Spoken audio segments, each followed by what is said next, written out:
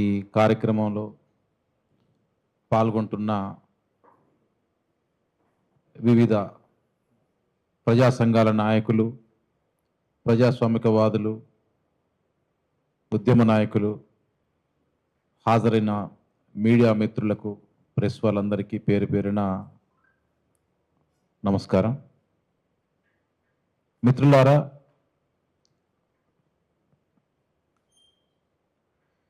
గద్దరన్న చనిపోయిన తర్వాత గద్దరన్న గురించి నేను మాట్లాడటం ఇదే మొదటిసారి. ఏ సభల సంస్మరణ సభలు కానీ ఏ సందర్భంలో కానీ నేను మాట్లాడలేదు. వ్యక్తిగతంగా గద్దరన్నను కోల్పోవడం అనేది తెలంగాణ సమాజానికి, మొత్తం భారత సమాజానికి ఎంత నష్టమో అందరికీ తెలిసిన విషయమే. వ్యక్తిగతంగా నాకైతే జీవితకాలం ఒక తీరని లోటు. సార్ చెప్పినట్టుగా చాలా సుదీర్ఘమైనటువంటి కాలం గద్దరన్నతో కలిసి పనిచేసినాం. ఆ అనుభవాలు, రాజకీయ విశ్లేషణలు, వివరాలు ఇప్పుడు మాట్లాడటం సందర్భోచితం కాదు. ఒకటి రెండు విషయాలు ప్రధానంగా ఈ వేదికకున్న పరిమితిని దృష్టిలో పెట్టుకొని నేను మాట్లాడదలుచుకున్నా. గద్దరన్న తెలంగాణ జాతిపిత అనేది వేదికపై ఉన్నటువంటి బ్యానర్ మీద రాసి ఉన్నది. ఒకవేళ తెలంగాణకు జాతిపిత ఉండాలి అనుకుంటే గద్దర్ కన్నా యోగ్యత కలిగిన, ఆమోదయోగ్యమైన వ్యక్తి మరొకరు ఈ తెలంగాణ రాష్ట్రంలో లేరు అని చెప్పి నేను బలంగా నమ్ముతా ఉన్నా. గద్దరన్న తెలంగాణ హీరో. ఒక విచిత్ర సందర్భం ఏర్పడ్డది ఏమిటంటే, తెలంగాణకు ఎవరైతే విలనో, ఎవరైతే పరమ విరోధిగా ఉంటున్నటువంటి వ్యక్తి ఉన్నారో ఆ వ్యక్తిని, ఒక రాజకీయ పార్టీ నాయకుడిని తెలంగాణ జాతిపితగా ప్రమోట్ చేసేటువంటి ఒక ప్రత్యేక పరిస్థితి ఇప్పుడు మనకి ఏర్పడ్డది. ఈ జాతిపితలు ఎందుకు ముందుకు వస్తుంటారు? అసలు చరిత్రలో, ప్రపంచ చరిత్రలో చూసినా, మన దేశ చరిత్రలో చూసినా, ఒక గొప్ప గొప్ప ప్రతిష్ట కలిగిన నాయకులను తమ యొక్క సాంస్కృతిక, సామాజిక, రాజకీయ చిహ్నాలుగా రాజకీయ వర్గం, పాలక వర్గం ఎట్లయితే తమ అనుయాయులను ముందుకు తీసుకొచ్చి, ఇగో ఇతను మహాత్మా గాంధీ జాతిపిత, భారత జాతిపిత అని ఎట్లా ప్రవేశపెడతారో, అట్లనే పీడిత వర్గాలకు సంబంధించినటువంటి వాళ్ళు వాళ్ళ యొక్క అస్తిత్వాన్ని చాటుకోవడానికి, ఆధిపత్య శక్తులను ధిక్కరించడానికి తమ ధిక్వార స్వరాలైనటువంటి వాళ్ళను వాళ్ళు కాదు వీళ్ళు అని చెప్పి తమ యొక్క ఐకాన్స్ను ముందుకు తీసుకురావడం అనేటువంటిది ఒక సాంస్కృతిక ప్రతిఘటనలో భాగంగా, ఆధిపత్య రాజకీయాలకు, తిరుగుబాటు రాజకీయాలకు మధ్యలో జరిగేటువంటి సంఘర్షణలో భాగంగా కొన్ని శక్తులు ముందరికి వస్తాయి.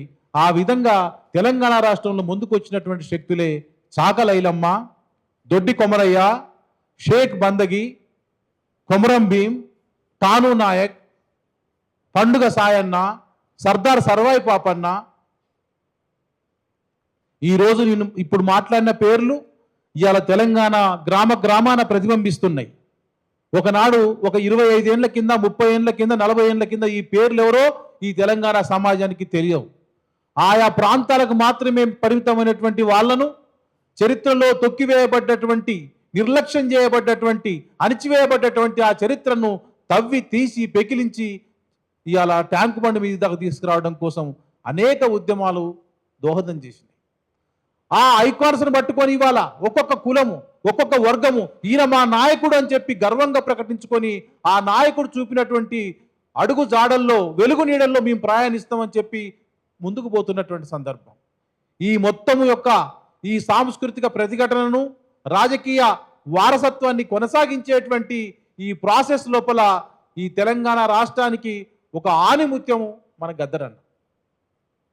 అసలు అంత గొప్ప కళాకారుడు, రచయిత, కవి, వాగ్గేయకారుడు, అన్నింటికి మించి ఒక గొప్ప పోరాట యోధుడు ఈ తెలంగాణ గడ్డ మీద జన్మించడం అనేటువంటిది తెలంగాణ ప్రజల యొక్క అదృష్టంగా నేను భావిస్తాను. అటువంటి ఒక గొప్ప వ్యక్తి, ఆయనను ఆ మహానుభావుణ్ణి మనము తెలంగాణ జాతిపితగా ప్రకటించుకుంటే, తెలంగాణ రాష్ట్ర ప్రభుత్వం దాన్ని అధికారికంగా గుర్తిస్తే అది తెలంగాణ రాష్ట్రానికి గర్వకారణం తప్ప గద్దరన్నకి ఇప్పుడు కొత్తగా వచ్చేటువంటిది ఏమి లేదు. ఎందుకనంటే గద్దరన్న ఏ కోణంలోనే చూడండి, గద్దరన్న ఒక కులానికో మతానికో ప్రాంతానికో పరిమితంగా ఆలోచించి మాట్లాడినటువంటి వ్యక్తి కాదు. మీరు ఆయన ఆదిలాబాద్ జోడెన్ గట్లో మాట్లాడినా, ఇంద్రవెల్లిలో మాట్లాడినా, ఖమ్మం భద్రాచలంలో మాట్లాడినా, లేదా చెంచుపెంటలు నల్లమల ఫారెస్ట్లో మాట్లాడినా, ఆయన ఆ చెంచుపెంటలో నిలబడి మాట్లాడినా ప్రపంచ దేశాల్లో ఉండేటువంటి పీడిత వర్గాన్ని దృష్టిలో పెట్టుకొని పీడితుల పక్షాన్ని నిలబడేటోడు తప్ప ఒక ప్రాంతం పక్షం నిలబడే వ్యక్తి కాదు, ఒక మతం పక్షం నిలబడేటువంటి వ్యక్తి కాదు. ఆయన దోపిడికి వ్యతిరేకంగా నిలబడే వ్యక్తి నిలబడ్డాడు. ఆయన వివక్షకు వ్యతిరేకంగా, అణిచివేతకు వ్యతిరేకంగా పీడిత ప్రజల పక్షానున్నాడు. చివరి దాకా అదే విధంగా ఉండి ఆయన అమరుడయ్యాడు. కనుక ఇలా గద్దరన్నను స్మరించుకుంటూ గద్దరన్న యొక్క ఔన్నత్యాన్ని ఎత్తిపడుతూ జాతిపితగా గద్దరన్న పేరును మనం పెట్టాలి అని చెప్పి అనుకోవడం అని అంటే అది తెలంగాణ ప్రజలకు తమకు తాము భవిష్యత్తుకు ఒక దారి వేసుకోవడము, తద్వారా గద్దరన్నను గౌరవించడం అవుతుందని చెప్పి నేను భావిస్తా ఉన్నా. కనుక గద్దరన్నకు సంబంధించినటువంటి అవార్డులకే పేరు పెడితే ఒక ప్రభుత్వము అనివార్య పరిస్థితుల లోపల గద్దరన్న పేరు మీద అవార్డు డిక్లేర్ చేస్తేనే ఇది ప్రమాదకరం అని చెప్పి ఇవాళ భారతీయ జనతా పార్టీ లాంటి మాట్లాడుతున్నటువంటి సందర్భం లోపల ఇవాళ గద్దరన్న పేరును జాతిపితగా కాంగ్రెస్ పార్టీ ప్రభుత్వం ఆమోదిస్తుందా లేదా అనేటువంటి ఆలోచనలు కూడా కొంతమంది మిత్రులు తమ అభిప్రాయాలను వ్యక్తం చేయడం జరిగింది. నా పాయింట్ ఏంటంటే, నేను చెప్పాలనుకున్న విషయము, కాంగ్రెస్ పార్టీయో టిఆర్ఎస్ పార్టీయా ఎట్లాగో వాళ్ళ పార్టీకి సంబంధించిన వాళ్ళే జాతిపితను డిక్లేర్ చేసుకున్నారు కేసీఆర్ పేరు.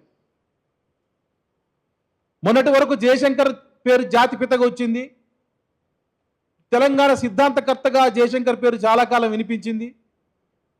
సరే, దాని మీద అనేక డిస్ప్యూట్స్ ఉన్నప్పటికీ కూడా, అనేక కాంట్రవర్సీస్ ఉన్నప్పటికీ కూడా, సరే తెలంగాణ సిద్ధాంతకర్త అంటే తెలంగాణ రాష్ట్ర సమితి పక్షాన్ని నిలబడ్డాడు.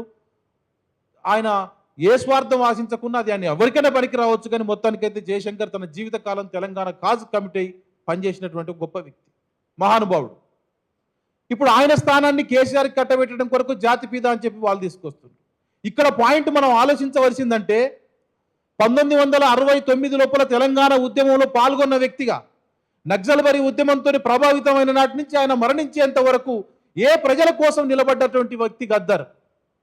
ఇప్పుడు జాతిపితగా ముందుకు తెస్తున్నటువంటి వ్యక్తులకు ఉన్నటువంటి జీవిత చరిత్ర ఏంటిది, ప్లస్లు ఏంటిది, మైనస్లు ఏంటి, వాళ్ళకు ఉండేటువంటి రాజకీయ చరిత్ర ఏంటిది, గద్దర్కు ఉండే రాజకీయ చరిత్ర ఏంటిది, గద్దర్ యొక్క జీవితకాల కాంట్రిబ్యూషన్ ఏంటిది, వాళ్ళ యొక్క జీవితకాల కాంట్రిబ్యూషన్ ఏంటిది, గద్దర్ ఏ సామాజిక వర్గం నుంచి వచ్చిండు, ఏ సామాజిక వర్గాల కోసం నిలబడ్డాడు, వాళ్ళు ఏ సామాజిక వర్గం నుంచి వచ్చిండ్రు, ఏ ప్రయోజనాల కోసం నిలబడుతున్నారు, దోపిడీ చేసే వర్గం వైపున్నారా, దోపిడీకి గురయ్యేటువంటి వర్గం వైపున్నారా, పోరాడే వాళ్ళ వైపున్నారా, అణిచివేసే వాళ్ళ వైపున్నారా, ఈ మొత్తం కంపారిజన్ చేసుకున్నప్పుడు గద్దరన్న ముందట నిలబడి ఇలా జాతిపితగా మా పేరు ఉండాలని చెప్పి ఏ పార్టీ అన్నా కూడా గద్దరన్న పేరు మినహాయించి ఏది పెట్టినా కూడా అది తెలంగాణ ప్రజలను అవమానించటం, చరిత్రను వక్రీకరించడం అని చెప్పి నేను భావిస్తాను. గద్దర్ కన్నా చాలా మంది హీరోలు తెలంగాణ, కానీ ఆ హీరోలను గానం చేసి కేవలం పెన్ను పట్టుకొని రాయడం మాత్రమే కాదు, తను స్వయంగా ఒక యుద్ధంలో సైనికుల్లాగా పోరాడి 5 బుల్లెట్లు శరీరంలో దూసుకుపోయినా మళ్ళీ 97 ఏప్రిల్ 6 నుంచి మొదలుకుంటే తను చనిపోయేంత వరకు ఎవరి పక్షం ఉండి పాడిండు, ఎవరి పక్షం ఉండి రాసిండు, ఎన్ని అవకాశాలు వచ్చినాయి ఆయనకు. రాజ్యసభకు రమ్మని అడిగినరు, మండలికి రమ్మని అడిగినరు, అవార్డులు తీసుకోమని చెప్పిండ్రు, డబ్బులు వచ్చే అవకాశం ఉన్నది, అన్నిటినీ ఎడమ కాలుతో పక్కకు తన్ని పడేసిండు గద్దర్. ఎన్ని హింసలు, ఎన్ని క్షోభలు అనుభవించిండు చెప్పండి, ఎన్ని అవమానాలు అనుభవించిండు ఈ పాలక వర్గంతో. ఎంతమంది నెత్తురు ముద్దయితే ఆ నెత్తురు ముద్దలు ఎత్తుకొచ్చి ఊర్ల లోపల అంత్యక్రియలు చేశాడు. ఎంతమంది అసలు తెలంగాణ లోపల అస్తిత్వమే ప్రశ్నార్థకం అవుతున్నప్పుడు, మాట మాట్లాడితేనే చంపేస్తారన్నప్పుడు, ఆత్మగౌరవం కోసం పెనుగులాడుతున్నప్పుడు ఎక్కడ లేడు గద్దర్? గద్దర్ కన్నా ముందు నిలబడ్డటువంటి వ్యక్తి ఎవరు? ఆయన ఒక ఆత్మవిశ్వాసం అండి మనకు. నేను చెప్తున్నా, ఖచ్చితంగా బాధ వచ్చిందనంటే గద్దరన్న కాడికి పోయి చెప్పుకుందాం. ఒకవేళ మనకి ఈ సమస్య వచ్చిందంటే గద్దరన్న ఏమైనా పరిష్కారం చెప్తున్నా చూద్దాం. ఒకవేళ మనకు భయమైంది, గద్దరన్న కాడికి పోయి అన్న ధైర్యం తీసుకుందాం. పోనీ గద్దరన్న ఏమన్నా రాజ్యమా? అన్న ఏమన్నా ప్రభుత్వం నడుపుతున్నాడా? అన్నకాడ ఏమన్నా పవర్ ఉందా? ఏమి లేకుండా పర్వాలేదు, పోయి గద్దరన్నను కలవాలి మనం. గద్దరన్న ఏం చేసిండు? ప్రజలలో ఇట్లా మొత్తం ముసురుకున్నటువంటి నిశ్శబ్దాన్ని బద్దలు కొట్టడం కొరకు ఎప్పటికప్పుడు 1996, 97 కదా అన్న మీద కాల్పులు, 1997 ఏప్రిల్ 6 నాడు అన్న మీద కాల్పులు అయినాయి. ఆ పచ్చి పుండుతోటి మళ్ళా డిసెంబర్ 1997 లోపల వరంగల్ డిక్లరేషన్ సభ జరిగితే గాయాలు కూడా మారక ముందే ఆడిండు పాడిండు. వరంగల్ డిక్లరేషన్ సభ లోపల డాక్టర్ జిఎన్ సాయిబాబా వీళ్ళ నాయకత్వం లోపల, అఖిల భారత ప్రజా ప్రతిఘటన వేదిక నాయకత్వం లోపల జరిగింది ఆ సభ. నేను అక్కడి నుంచి నేను చూసుకుంటూ వస్తున్నా. అంతకు పూర్వం ఐలేసార్ లాంటి వాళ్ళు అనేక సందర్భాలను చూసింది.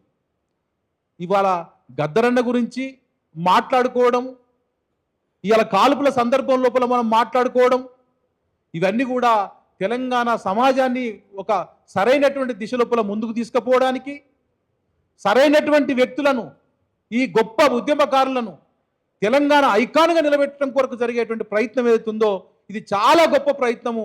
ఈ ప్రయత్నం ఇక్కడితోటి ఆగదు. ఇది తక్కువ సభ, కొద్ది మందితో మాట్లాడుతున్న సభ, కానీ ఈ ఆలోచన లోపల ఒక అద్భుతమైనటువంటి, ఒక విప్లవాత్మకమైనటువంటి గుణం ఉన్నది. ఇది మొలకెత్తే లక్షలు ఉన్నటువంటి విత్తనము. ఈ విత్తనం ఖచ్చితంగా ఒక మహావృక్షం అవుతుంది. గద్దరన్నని పాలక పార్టీలు గుర్తిస్తాయా గుర్తించవా అనేటువంటిది రెండో అంశం. అది ప్రజల గుండెల లోపల చిరస్థాయిగా నిలిచిపోయినటువంటి వ్యక్తి గద్దర్. గద్దర్ గద్దర్ అంటేనే, గద్దర్ అన్న పేరంటేనే అసలు మనిషి నిదట్లకి లేచిట ఉలికిపడ్డ ఆలోచించినా కూడా గద్దర్ అంటే కండ్ల ముందర కదిలేటువంటి ఒక విప్లవ స్వప్నం, ఒక సమానత్వపు బావుట, ఒక తిరుగుబాటు జెండా. నువ్వు ఎర్ర జెండా పట్టుకుని వద్దాం అనుకుంటే నీకు ఎర్ర జెండా కనపడతారు గద్దరన్న. నువ్వు గులాబీ జెండా కావాలనుకుంటే గులాబీ జెండాకు ధిక్కరణ పాత్ర లోపల వస్తాడు. నువ్వు ఒకవేళ నీలి జెండా కావాలనుకుంటే నీకు ఆత్మగౌరవంతో వస్తాడు. ఒకవేళ నువ్వు 8 రంగుల జెండా కావాలనుకుంటే నీకు 8 రంగుల జెండా అవుతాడు. నీకు 5 రంగుల జెండా బుద్ధిస్ట్ జెండా అవుతాడు. అంత గొప్ప సామాజిక సాంస్కృతిక విప్లవ ప్రతిఘటన యోధుడు, తెలంగాణ ఆత్మగౌరవానికి పోరాటానికి చిహ్నమైనటువంటి గద్దరన్న పేరును మనం తెలంగాణ జాతిపితగా పెట్టుకోవడం కొరకు జరిగేటువంటి ఈ ప్రయత్నం లోపల ప్రతి తెలంగాణ ఉద్యమకారుడు, ప్రతి కమ్యూనిస్టు పార్టీ నాయకులు, ప్రతి కమ్యూనిస్టు పార్టీ కార్యకర్తలు, ఇక్కడ ఉండేటువంటి సామాజిక ఉద్యమకారులు ప్రతి ఒక్కరూ భాగస్వామ్యం కావాల్సినటువంటి అవసరం ఉన్నది. కొంతమందికి జాతిపితలు విగ్రహాల మీద విశ్వాసం లేకపోవచ్చు, కానీ నీ ప్రత్యర్థులు ఈ అస్తిత్వాలనే ధ్వంసం చేయాలని కోరుకుంటున్నప్పుడు విగ్రహాలే ఒక గొప్ప అస్తిత్వాలై, విగ్రహాలే గొప్ప పోరాట యోధులై చెప్పి వీధుల మీద నిలబడి 24 గంటలు కాపలా కాస్తూ పోరాటం చేస్తూ ఉంటాయి. అందుకొరకే విగ్రహ రాజకీయాల కోసం వాళ్ళు కట్టుబడి మా విగ్రహాలే ట్యాంక్ బండి మీద ఉండాలని చెప్పి వాళ్ళు పెరుగులాడుతూ ఉన్నారు. దానికి అంత బలం ఉన్నది. అది బలహీనమైన అంశం కాదు, అది ఏదో భావాత్మకమైనటువంటి అంశం మాత్రమే కాదు, అది ఒక రాజకీయ పోరాటానికి ఒక చిహ్నం. ఆ చిహ్నమైనటువంటి గద్దరన్నను మనం జాతిపితగా నిలబెట్టుకొని విజయవంతంగా ఈ ప్రభుత్వాల మెడలు కూడా వంచి అది సాధించేంత వరకు కూడా ఖచ్చితంగా ప్రయత్నించవలసిన అవసరం ఉన్నది. ఆ దిశ లోపల ఐలయ్య సారు, అదేవిధంగా సత్తయ్య గారు, జేబీ రాజు గారు, బుచ్చన్న, మన పృథ్వీరాజ్ అన్న పోయిండు, సిఎల్ యాదగిరి అన్న, సురేందర్ అన్న, పాపి నాగరాజ్ అన్న ఇక్కడ ఉన్నాడు, మన తెలంగాణ శ్యామ్, మిగతా మిత్రులందరూ అనేక మంది ఉన్నారు. సరే, నేను హైకోర్టు లోపల ప్రాక్టీస్ చేస్తూ ఉన్నా, నాకు పరిమితమైన సమయం ఉన్న ఈ సమయాన్ని తప్పకుండా ఎంతో కొంత నాకు చేతినంత మేరకు నేను కాంట్రిబ్యూట్ చేస్తా. గద్దరన్నతో కలిసి నడిచిన మనిషిగా, తెలిసిన మనిషిగా, గద్దరన్న వ్యక్తిత్వము, గద్దరన్న యొక్క రాజకీయ భావాలు, ఆయన ఆలోచనలు ఎరిగినటువంటి మనిషిగా గద్దరన్న కార్యక్రమం ఏదైతుందో దాంట్లో నేను తప్పనిసరిగా భాగస్వామ్యం అవుతా, మీతో కలిసి నడుస్తా.